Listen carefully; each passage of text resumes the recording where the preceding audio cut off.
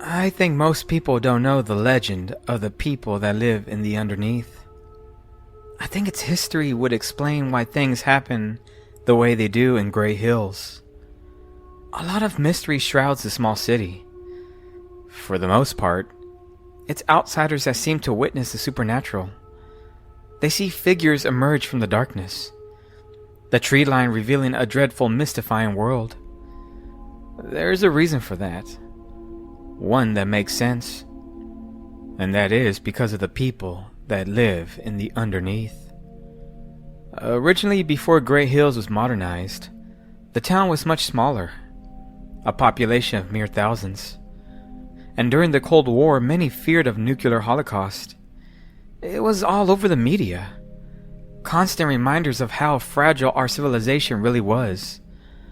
Schools would have bomb drills, where the children would duck underneath their desks, sheltering their bodies from the sudden impact. The practice is comical by today's metrics, but back then, it was seen as genuine hope.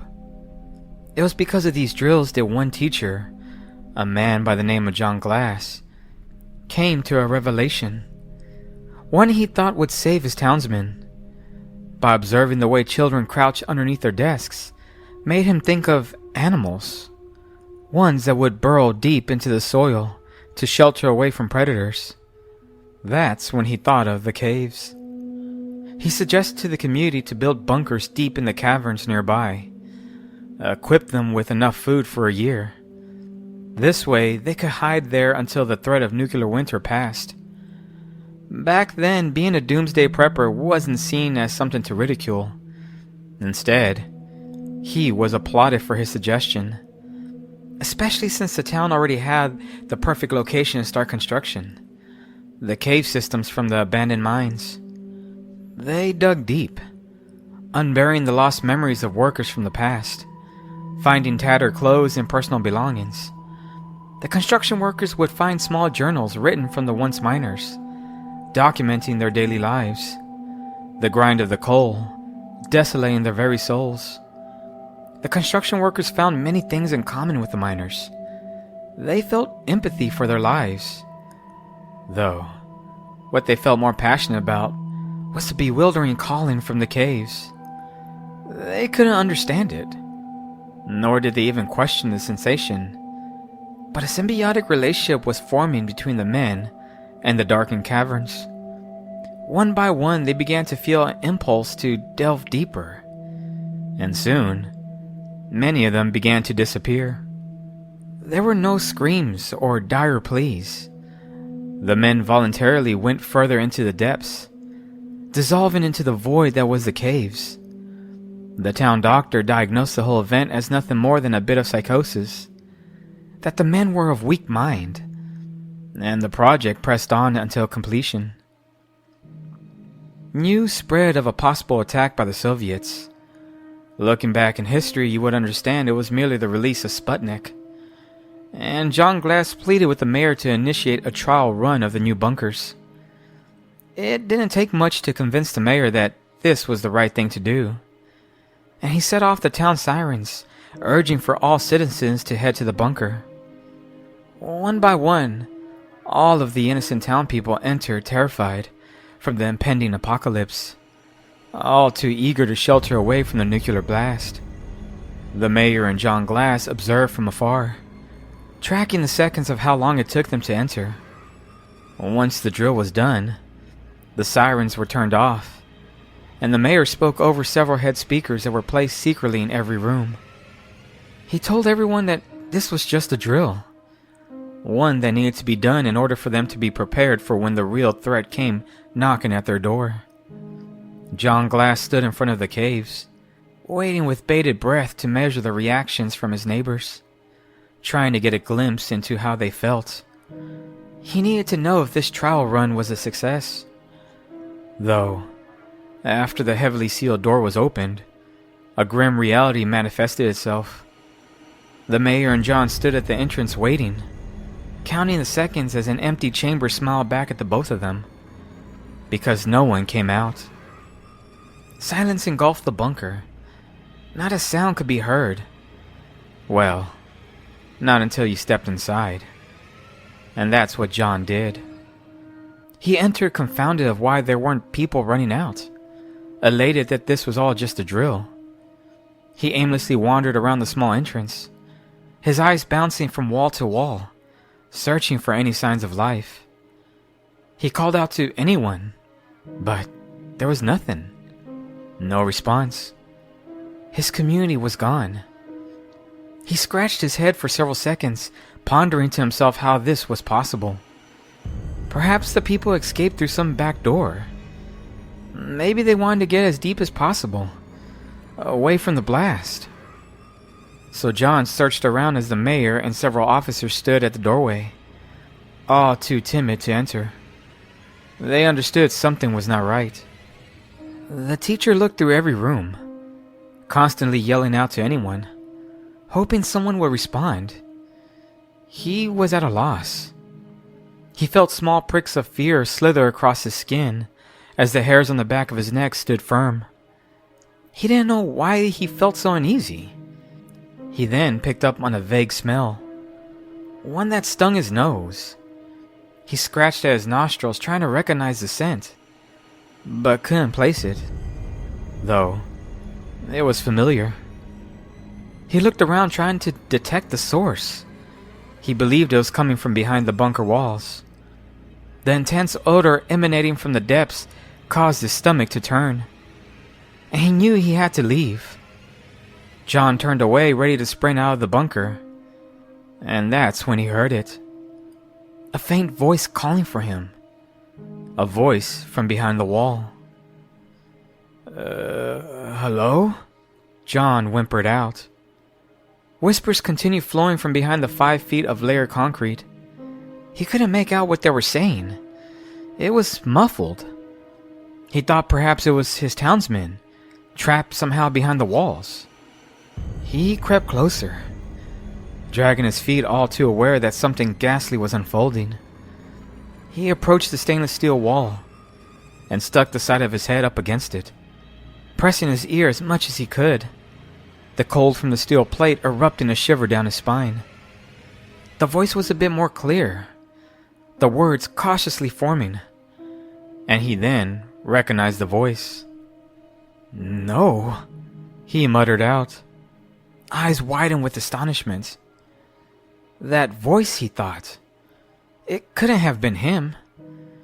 He felt his heart sink into his stomach, trepidation seeping out of the crevices of his mind. When John was a teenager, his little brother disappeared, a mystery that was never solved. His parents blamed him for the incident. He was supposed to be caring for his kid brother. He was 15, and old enough age to have such responsibility thrusted upon him. John, on the other hand, didn't want to babysit. He always found his little brother Adam annoying, though Adam was utterly enthralled with his older brother, following everywhere he went, mimicking his actions, wanting to grow up to be just like him. He saw John as a bit of a superhero, like the ones he would read about in his comics.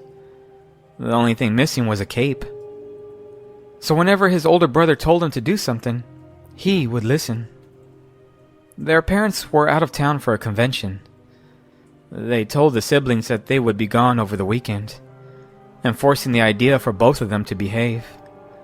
A look of displeasure washed over John's face while Adam looked up at his older brother with such enchantment.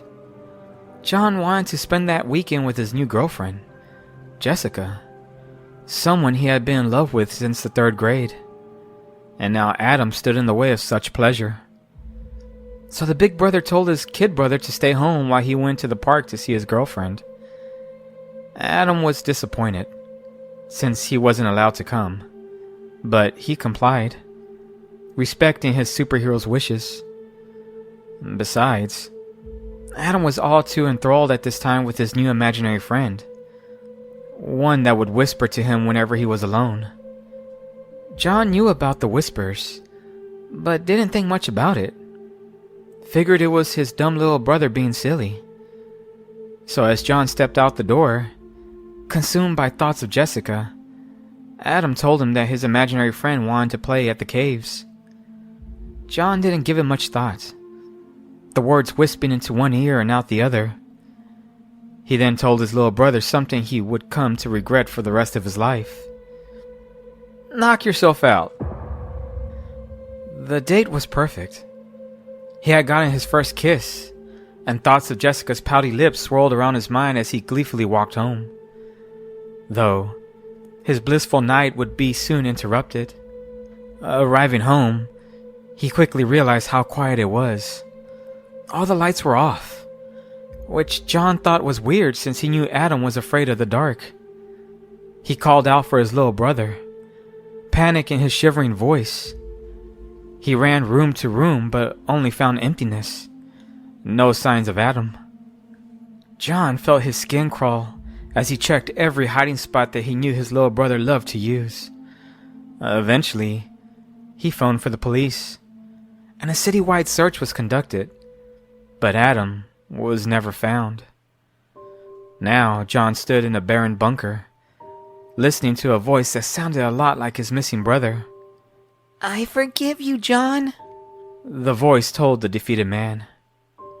John fell to his knees sobbing, pressing his hand up against the wall, reaching out to his little brother. Images of Adam looking up at him with wonderment invaded his mind. He felt such remorse in the moment, completely forgetting about the missing people, the mystery of where he sat. "I want you to meet my friend," the voice called out. John lifted his head. Sorrow embodied his face as tears continued cascading down his face. The mayor and his officers waited outside the entrance on pins and needles for John's return, each of them nervously glancing at one another. They knew something horrible had happened. The silence overwhelmed their fear, and none of them dared to enter. The mayor called out to the teacher, praying for a response, but there was none. He patted at his sweaty brow with his handkerchief, lost at what to do. He contemplated the idea of entering, retrieving his people. After all, he was the elected leader. A bit of courage flowed through him as he felt his timid grin morph into confidence, and he stepped into the bunker. It didn't take long for the mayor to pick up on the vile smell, its scent ravaging his senses. Luckily, he had his handkerchief with him, and he placed it over his nose, doing his best to deter the stench. He wandered around, but only saw emptiness. Nothing was there. John and the rest of his town were gone. He never heard the voices, but he felt the eyes watching him. Every movement he made, he could almost feel its touch. The mayor came out after several minutes, much to the delight of his officers, and he had no answers, except for one. He told them to seal the door and concrete it off, never to let anyone else set foot inside.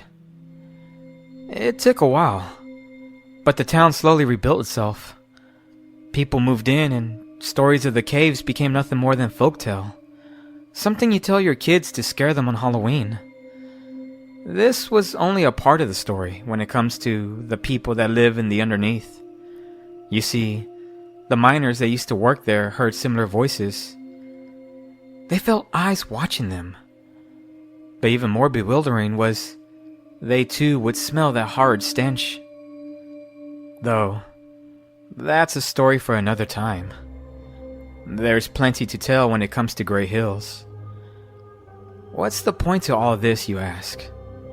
Well, I plan on exploring the caves. I'm ready to witness the truth. And you have to ask yourself, are you?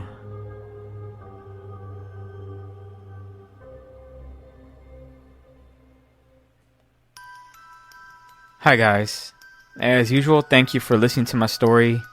Let me know what you think. Leave a comment, like the video, and subscribe. It really helps the channel out. And as you probably could guess, because I said Grey Hills, this is a nurse story, another addition to my sort of like Grey Hills anthology series. So I kind of like this idea. I came up with this idea if I could just tell like a longer story. I wanted to tell this in parts, so I'm gonna come out like with a part 2 to the story, while moving the narrator's story as well as venturing into the cave along with it. So I'll see how I will juggle that story. We'll see how it goes. But anyway, I hope you guys are having a great weekend, and I hope you have an awesome week. And that's it. I'll see you in the next video, guys. Alrighty, bye.